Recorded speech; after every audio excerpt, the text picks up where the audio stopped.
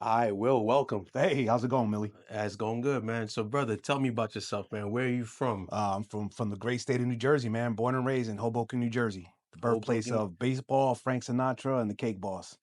So, how'd you end up in Fayetteville? Oof, long story. Let's see if I can make it short. So in '95, I joined the Army.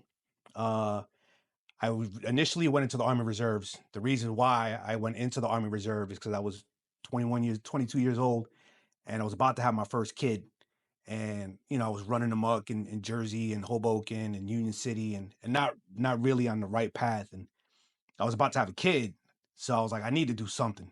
So I was initially going to join active duty Army, but my ex-wife and my mom at the time told me, hey, you should go reserves, you might not like it, blah blah blah. After 2 weeks of basic training, I fell in love with it. I was like, oh man, I should have went active duty.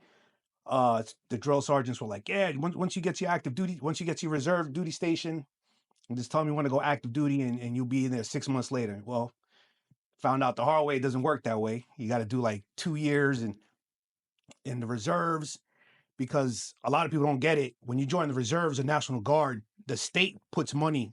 That's the state's paying for your training. Hmm. So now that they paid for all this training, they need to recoup their money's worth back. So they're not just going to let somebody go to basic AIT and then leave the reserves after 6 months. They want to, get their money's worth out of you.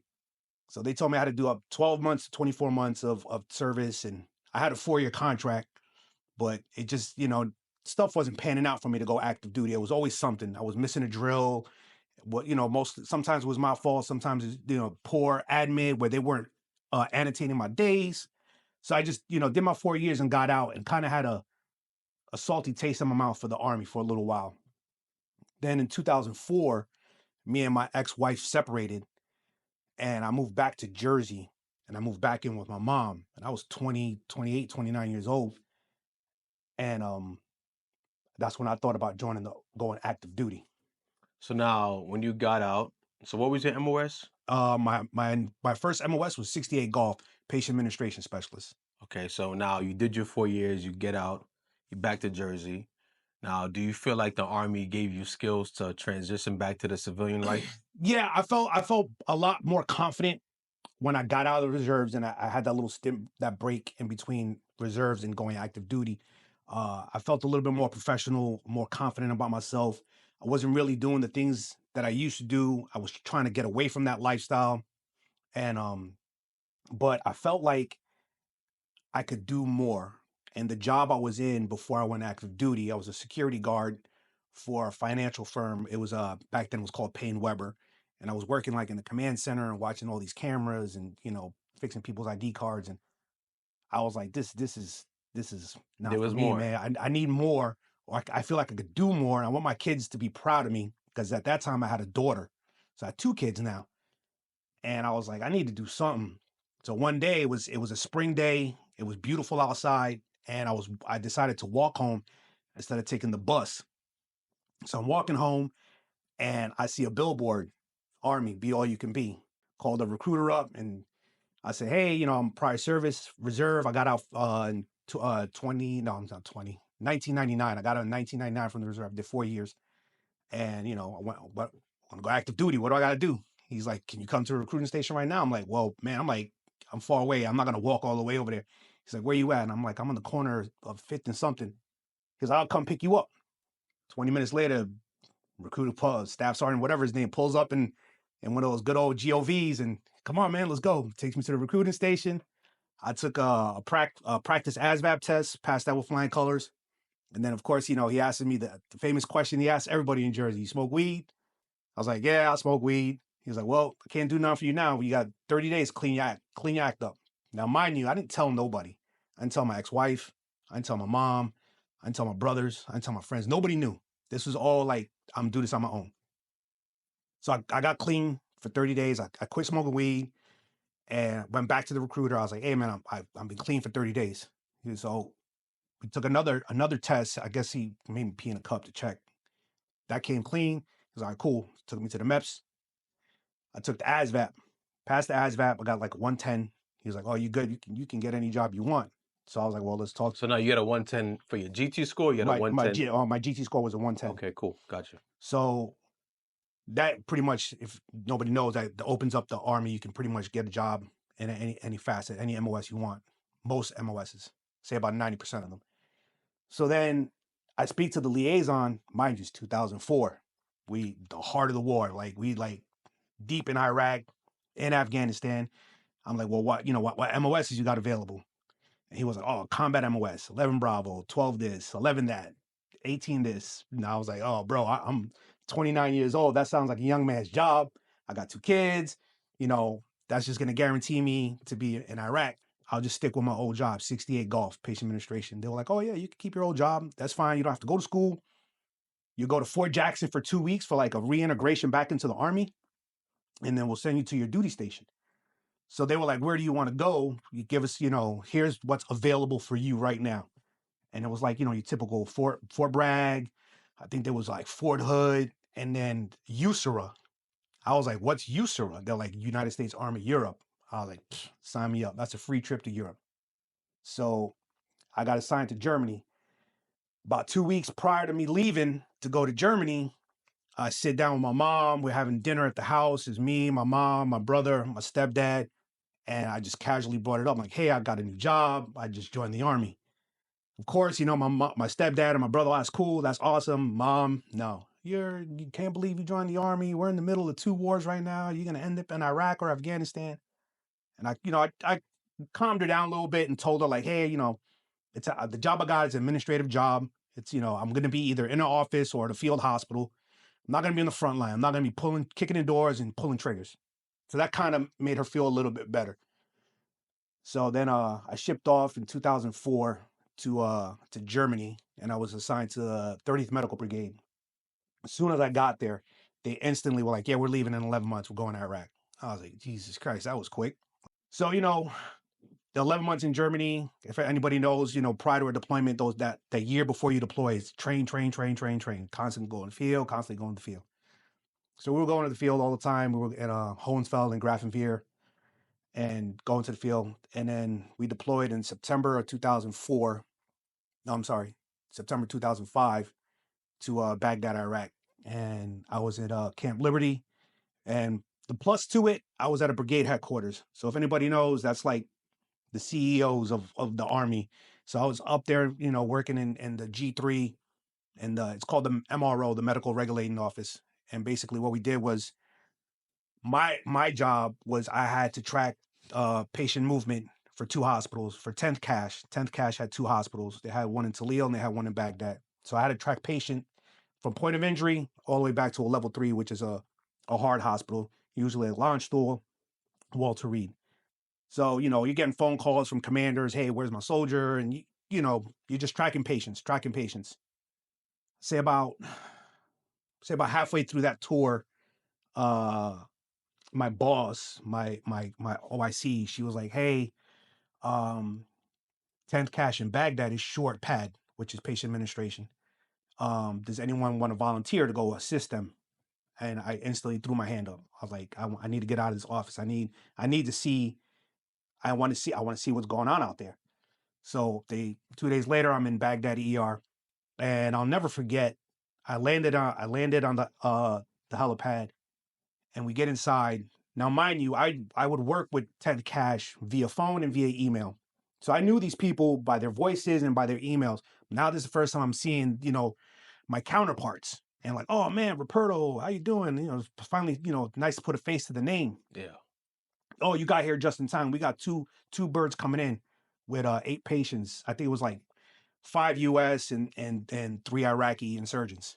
I was like, okay, well, we need you to go out there and bring the bodies in, like bring these, you're on the litter team.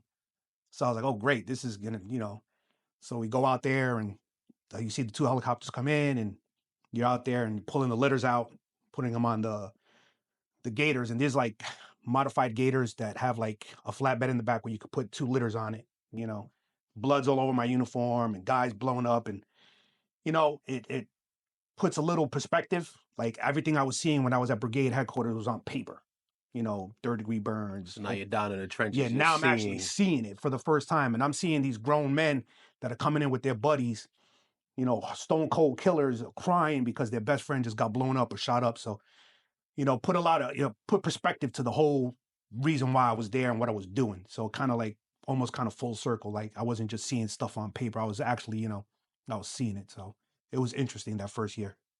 So now, did that give you sort of a new appreciation for not only your MOS because you're seeing it at the kind of the office level, but now you're down in the trenches, you're seeing everything that's going on. So did you gain this newfound appreciation Yeah, for I what the troops felt, do? yeah, I felt like I gained a better appreciation for it because, like I said, I wasn't just some paper pusher or pencil pusher or whatever, and just shooting emails out, and I felt like I was actually contributing and making a difference because now I'm bringing these guys in and helping with the triage and taking their uniforms off, and at the same time, my job was to collect their personal items, so they would have pictures of their kids or their family in their helmet, and you're seeing this, and it pulls at your heartstring. Like this guy's a family man, and he's out there doing this for his country. So kind of like it kind of made me feel good that I was doing something for this guy at this moment in his life, at the hardest part of his life, that I'm taking care of his personal effects,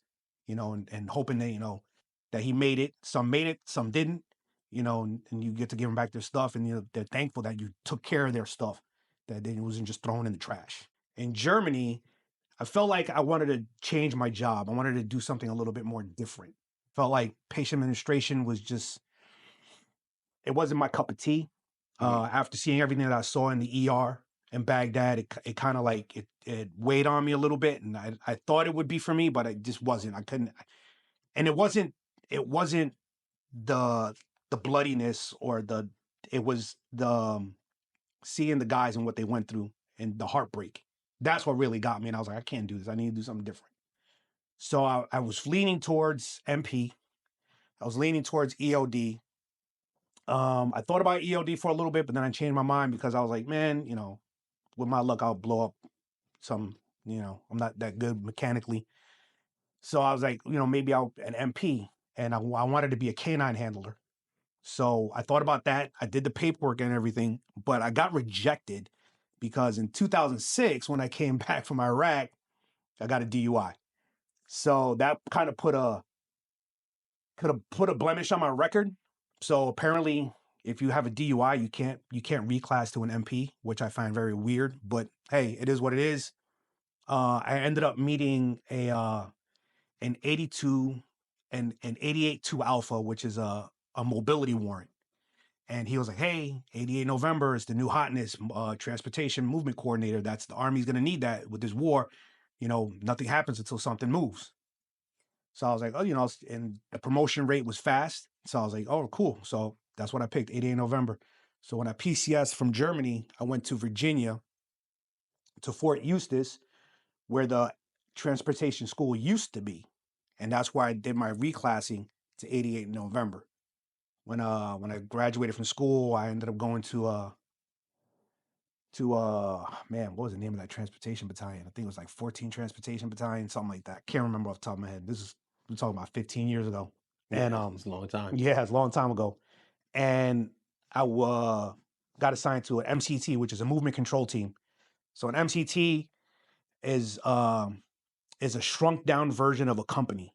So like a company has four platoons, an MCT only has four squads, but it has a commander, it has a first sergeant, and it has four lieutenants that run each squad because they're able to work autonomously from the command. So you can take that squad and you can put them at an entry point, and they can help with deploying, redeploying, or any kind of movement within theater or outside of theater, going in or out, or whatever area of responsibility.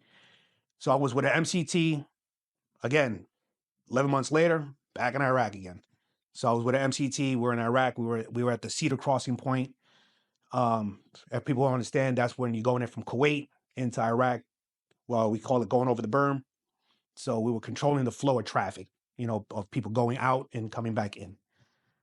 Did that for a year. That was from 2009 to 2010. And then came back to Virginia and came on the orders again to PCS to Italy this time. And I did 3 years in Italy, end up deploying again in 2013, no, 2013, 14. for 9 months to Afghanistan. That was my first tour to Afghanistan. And again, with an MCT, the 386 MCT out of Vicenza, Italy. And we were at Camp Bastion, which is a Marine slash British base. So there was Brits and Marines there. And that was interesting. Same thing. We controlled one of the entry points to the gates to the actual base. So the Marines had control of the security portion of it. And the interesting thing about it was that in order to get on base, they had a yard outside of base. So any cargo coming in had to go into this yard. They call it the soak yard, where you would soak for 24 hours. That truck stays in that yard with the driver. They can't leave the yard. If they want to come back on post, they can't leave the yard. They want to come on post. They stay there for 24 hours. The next day, my team would go to that yard, verify their paperwork, and then we'd escort about 12 trucks a day or 20 trucks a day onto post, onto the fob. And they had everything from they were transporting food and equipment and all types of stuff. So, we So do you feel with reclassing to the 88 November that now your military career was a little more fulfilling for you? yeah, Yeah. I felt like I was doing more, and instead of just not to knock, the golfs out there, the 68 golfs, they have a very important job, but I felt like I was doing more. Felt like I had like the 88 November, the transportation core motto is nothing happens until something moves. Everybody, you see all these glorified movies about, special forces and Navy SEALs, and I love those guys to death, and I have a special kin with them because I work with them, and we'll get into that later. But for every soldier, every 11 Bravo or combat MOS soldier, there's 9 other guys behind him that are making sure he has food, making sure he has bullets, making sure he has a uniform, making sure he's taken care of, making sure, there's a gamut of things that people don't see that. They just think, oh, they're out there kicking in doors and, doing 180s and their Humvees and taking It's out a Al it's a Qaeda. it's a whole machine with Yeah, all these yeah. moving parts. And they Yeah. don't see the Yeah. other moving parts. Okay, how did he get there? How did his bullets get there? How did his ammo get there? How did his weapons? How did he get there? He just didn't, got a flat on all American and, and just showed up to Afghanistan. Like, So talking about SEALs and special forces, what's your uh relationship like with the so soft community? after I was done with Italy, I was about halfway done with my tour in Afghanistan. And I was an E5 at the time. I was an E5 promotable. And I was like, I need to do something that's gonna make me stand out from my peers so I can make six and I was always taught think 2 ranks ahead. So I'm an E5P, I'm thinking about E7, E8. What I gotta do to make E7 and E8. So what I did was I called my branch manager and I was like, hey, I know when I get back after this tour, my I'm gonna be coming up on orders. What's available, what's out there for me. And at that time, I was 39, almost 40 years old. So they were like, well, you're too old to be a drill sergeant. You're too old to be a recruiter. I was like, what? Really? That don't sound right. I didn't, well, whatever. I don't want to Fa- be a fa- drill sergeant. I don't want to be, Father time started yeah, catching Father up, huh? Time's catching up to me. So I'm Yeah. like, man, so what's available? They were like, well, do you want to go airborne? I was like, I paused for like maybe 2, 3 seconds. And I was like, I thought about it. I'm like, wait, I can't be a drill sergeant, can't be a recruiter, but you could throw me out of a plane. I was like, yeah, okay, I'll do it. So literally like 3 weeks later, I got an email and this is for you old school guys, AKO. I got an email my AKO account showing I came up on orders and it was to airborne school and to third group. So I was like, third group? What the hell is third group? So I spoke to my first sergeant. He was like, I'm like, hey, first sergeant, what's third group? He's like, oh, you going to third group? You going to special forces? You're gonna go support those guys. So I was like, all right, that sounds cool. So when I got back from my deployment, I went back to Italy. I was there for about 6 months, and then PCS to good old Fort Liberty, aka Fort Bragg, and I was here. But first, I had to go to airborne school, obviously. So prior to coming to Bragg, I went to Georgia and I went to airborne school, and I was 40 when I got there. So you did your 3 weeks and down in Yep, yep. down at Benning, Yep. Then my 3 weeks in Benning. The only thing we didn't do, we didn't have the tower. We didn't have the the tower, 34-foot the tower. 30, not the third, the 250-foot tower. Oh, yeah, okay, yep, Yeah, yep. we didn't have that. Apparently, it wasn't working. But yeah, that was interesting. Another reason why I did it because I wanted to. I wanted to see if I can do it, and if I had it in me to jump out of a high performance aircraft at 1,400 feet, with a string attached to my back to hopefully pull out my parachute. And I did it, so I was pretty proud of myself. Everybody thought I was crazy. Like I told everybody, they're like, "Why are you going to airborne school at 40 years old?" I had to get a medical waiver. I had to get an age waiver, um, which I got blessed off with everything. So I was fine. It was good. I got there and I was in the best shape of my life. I got ready while I was in Afghanistan. I was going to the gym and making sure I was good and physically and mentally, and I was good, man. It was fun. It was definitely I would definitely recommend it. It's 3 weeks. It's not as tough as it sounds. It's more of a mental thing because you're jumping out of a plane. Like who jumps out of a plane? Now, out of all the jumps, now, like how many jumps did you have? I don't have that many. I have, I think, roughly about 50 jumps, 50 jumps. which Okay. is not too bad. Um, So you've done the Black Hawk, yeah, C-130. I've done Blackhawk C-130s, the Casas, the Chinooks, the Now, C-17s. for those who don't know, as far as like jump wings, do you have any jumps that kind of stuck out? Like, man, I really this was like I matter of fact, okay. my last jump was in August of 2022. August of 2022. I'll fast forward a little. I just got back from Germany. We were there. I was there for about 6 months because of the whole the Ukraine Russia war aggression, and I was attached to 18th Airborne Corps. But this was a lot past, after airborne school and after my years in group. So I'm kind of like going forward to come back. So I go on my last jump because I had to get back current again. If you don't understand, like you have to be current. You have to have a certain amount of jumps a year in order to stay current. Keep your jump status. Keep your jump pay. So I was gone for 6 months. We had a waiver from the CG, but as soon as you got back, you had to exit the aircraft. So I go to exit the aircraft. Everything's fine. Beautiful day. Everything's going good. Exit the aircraft. ACH goes flying off. ACH flew off. If anybody don't know, that's your helmet. So I'm in the air. I'm going through all my checks. I look up, canopy's open, checking my rate of descent. Everything's good. And then I'm like, wait a minute.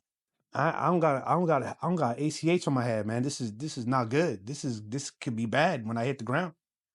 So I just remember my training. Just tuck that chin, keep an eye on the horizon, and then PLF. And once my feet hit the ground, I tucked that chin and I dug my chin into my chest to make sure it doesn't whip back. Thank God for pre-jump. Yeah, and I was good, knock on wood, nothing happened. So that was my last jump. To me, to be at my age, 40, almost 50, when I was done jumping hmm and not break a bone is a So blessing in now, disguise. with all the jumps, were you able to get any German wings? I got two wings. I got a German Okay. and Botswana. So now, for those who don't know, how do you get those wings? So in order to get those wings, you have to exit an aircraft, and the jump master has to be from that country. So when I got my German one, we were all American jumpers, but we had German jump masters. And the same thing for when I got my jump wings from Botswana. It was all American jumpers. There were a couple Germans in there, and the jump masters were from Botswana. So that was during I'm pretty sure you're familiar with Toy Drop. Absolutely. So that's I've how been I on, got. I've been Yeah, on many toy yeah. drops. I got to go on two of those, so it was Definitely fun. out Saint Mary is Yep. one of my favorite Yeah, spots, and man, being to out jump there all day, all day. all day. Yeah, I loved it. Yep. So now with all that being said, so deployments, you get back, you go airborne, right? What's your family dynamic like? Because early on you said Yeah. ex-wife, so So I get back from jump school. Well, my ex-wife, that's if we go in reverse a little bit. When I joined in 2004, we had separated. okay. We never got back together, and we ended up getting divorced. So that's ex-wife, she's gone. Yeah, she's gone. Now your kids. My kids. So with me coming in, when I came back from Germany and got stationed in Virginia, I came back in the summertime. My kids came to stay with me. My daughter at the time was 5 years old, and my son was like 11, 12 years old. They came to stay with me this summer. My daughter went back, and my son wanted to stay with me. So he stayed with me, but then I deployed to Iraq. He went back to his mom. When I came back, he came back to stay with me. When I got my orders to PCS to Italy, I gave my son an option. I'm like, hey, do you want to stay with mom or do you want to come with me to Italy? I know it would have been tough. It was already tough in Virginia. I can imagine how hard it would have been in Italy, but I would have loved to have my son with me. But I gave him the option. Like, I didn't want to be like, oh, you're coming with me. I want him to, if he wants to come with me, you can come with me. If not, you can go back with your mom. So he decided to go back home with his mom because he didn't want to leave. He just felt like being out of the country at 14 years old, that he would have been a little scared or nervous. And me being by myself, it's just me and him. And I understood. So he went back to his mom. Uh, then I did my 3 years in Italy, came back, went to jump school, I came to Bragg. By that time, my son was like 18 years old, and he moved in with me after I went on my second tour to Afghanistan. So when I graduated from jump school, went to group, literally 9 months later, I was back in Afghanistan with group, So with now third at this battalion. point, what's the dynamic with your son? Oh, everything's good. With my kids, it was great. Everything was great. The good thing about it was technology nowadays was a lifesaver because faced back then in the early years of like '08, '09 was Skype. Everything was Skype. I was always able to Skype with my kids, talk to my kids. When I was in Italy, it started going towards like the FaceTime or the video chat on Facebook. And then, eventually FaceTime came out. So my kids, we always talked on the phone, always through emails, always through text messages. I know I wasn't in arm's length, but they could get me at any time they wanted to because, it was easy. So our relationship was pretty good. It wasn't really bad. It was just I wasn't there physically. But if they needed anything, they never went without. So they were good, and they were happy, and they understood that I wasn't out there running amok. Like I wasn't like that dad that works in another state and just, he's not deployed or anything. He's just not making the effort to go see his kid. I'm doing something. I'm doing something for my country. I'm doing something to better myself and a better life for my kids. So they understood that and they appreciated it. So they didn't really get mad. The fact that I miss birthdays and I miss graduations and I miss my granddaughter's my first grandchild's birth. So it's like they understood. They got it. They got it. So I was happy that they understood that. So But as far as so overall though, the balance, it was pretty much there with yeah, it was you pretty were gone, balanced. but still able Yeah. to There maintain there that. were there was times where, we couldn't talk, we couldn't email, we couldn't FaceTime. We'd go like a month or two. And that was usually during deployment times. Because you know how it is. You're deployed, you're busy, you're going 24 miles 24 hours a day, and the days start blending in and you forget to call. And they would understand because they knew I was in Iraq. But I made sure I tried to let them know that I was okay. But once I came back from deployment, like, you know, my kids were with me. They wanted to be with me. So, but at the end of the day, then, they chose their mom. And, it is what it is. There's no hard feelings toward my kid. That's what they wanted to be with their mom. Okay, it's cool. Because they knew they had me. And like I always said, like when me and her got divorced, me and my kids didn't get divorced. It was me and her. You'll always be my kids. I'll always be a dad.